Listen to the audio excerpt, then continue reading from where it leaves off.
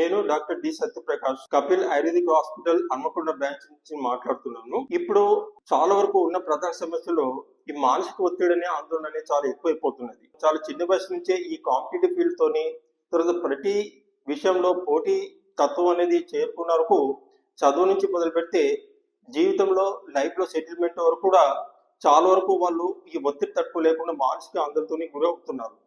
ముఖ్యంగా ఏమిటంటే వాళ్ళు అసలు ఏ పనిలో ధ్యాస సరిగా లేకపోవడము, ఏది సరిగా చేయాలో ఆ పని చేయలేకపోవడము, తర్వాత సరిగా నిద్ర లేకపోవడము, ఇలాంటి సమస్యలు కోరుకొని చాలా వరకు బాధపడుతున్నారు. ఇలాంటి సమస్యలకు యాంగ్జైటీ, తర్వాత డిప్రెషన్, ఇలాంటి మానసిక ఒత్తిడి ఆందోళనకు మా దగ్గర చాలా సక్సెస్ఫుల్ ట్రీట్మెంట్ అనేది ఉంటుంది.